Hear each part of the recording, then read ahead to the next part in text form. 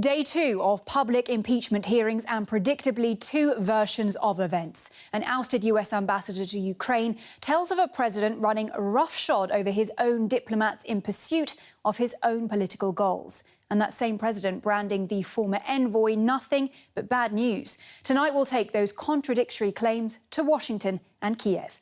I'm Helena Humphrey in Berlin, and this is The Day. I think certainly what is becoming very apparent during the course of these hearings is how important the use of language is. And to you, Nick, with that in mind, do you think that Ukrainians feel that their President Zelensky was involved in a tit-for-tat favour, a quid pro quo, or subject to bribery, as Speaker of the House Nancy Pelosi branded it?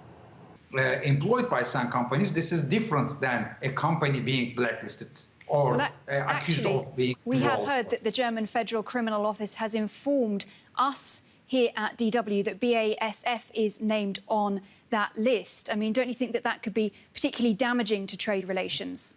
I'm Helena Humphrey, glad you could join me. Global powers are warning that the world has become a more dangerous place after US airstrikes killed a top Iranian general. Now, the American drone attack on Baghdad airport in Iraq killed senior commander Qasem Soleimani, the head of Iran's elite Quds force. Soleimani was seen as the architect of Tehran's military operations in the Middle East. The strike also killed Abu Mahdi al-Muhandis, an Iraqi paramilitary group leader with close ties to Iran. Now, the United Nations estimates that every day about 238 women, well, they are intentionally killed. That's around the world. Most of the murders are committed by their partners or their own families. Now, more than 1/3 of women worldwide have experienced some kind of physical or sexual violence in their lifetimes. And the numbers are particularly high in parts of Africa where almost every second woman has experienced violence. In the words of Boris Johnson, getting the Brexit vote wrapped up for Christmas was the aim. And in Parliament today, lawmakers put a bow around his Brexit bill, paving the way for Britain to leave the European Union next month.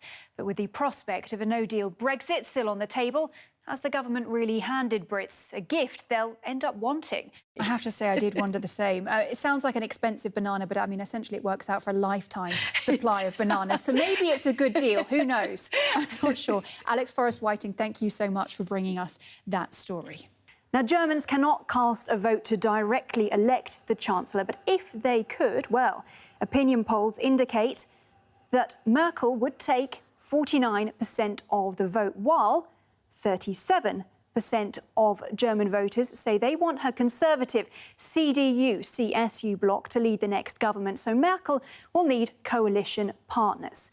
Well, police have arrested a suspect in the Halle shootings. Now, he is reported to be a 27-year-old German man with a right-wing extremist background. Now, at first, police thought several people had carried out the attacks, but they later decided it was just one man who acted alone. Well, we've got some breaking news just coming in. Indonesia has issued a tsunami warning following a powerful 7.0 magnitude earthquake. The quake struck off the north coast of the island of Lombok. There have been no immediate reports of casualties. Another quake hit the island last week and killed at least 16 people.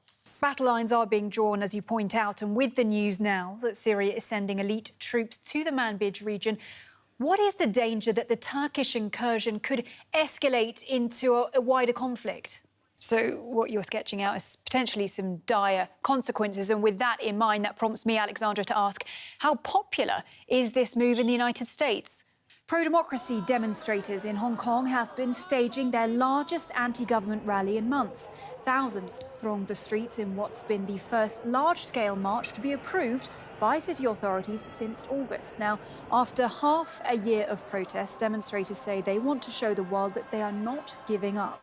One country, two men claiming to be president. Venezuela's power struggle plunges the country into even deeper turmoil and exposes international fault lines. Nicolas Maduro clings on for his political life after Juan Guaidó audaciously swore himself in as president. Who will win out? And is Venezuela set to become the latest flashpoint against a backdrop of fractious global ties? So right now, at this current stage, I mean, it seems that rhetoric is flying. I suppose the question is, I mean, what happens next? Might the future of the Venezuelan leadership depend on whether Maduro can keep his grip on the powerful military? Talking about the inquiry and the proceedings that will go ahead there, I mean, is there any sign of the slightest potential Republican rebellion? Any senators that may peel away their support? We begin the day with the next chapter in Britain's protracted and at times painful departure from the European Union, also known as Brexit. Well, today, a week after a general election which saw the Conservatives claim an emphatic majority, another victory. This time for British Prime Minister Boris Johnson and his withdrawal bill, which will see Britain out of the EU on the 31st of January, come what may. But I suppose what is most important for people going about their everyday lives and their relationships, of course, is the question as to whether this move mirrors the feeling, acceptance in society. I mean, can same-sex couples walk down the street holding hands, for example? This is clearly extremely worrying, and Germany, unlike France, unlike the UK, the Netherlands, its neighbouring countries, doesn't have laws regarding human rights provisions for transnational businesses. Surely this is very problematic. I mean, this must have been an absolutely terrifying experience, but the way that your contact, your eyewitness recounts it, it was quite an orderly reaction, which sort of begs the question whether people in the community have been preparing for something like this. I'm Helena Humphrey in Berlin. Thanks as ever for your company. More world news coming up at the top of the hour. I'll see you then. Bye for now.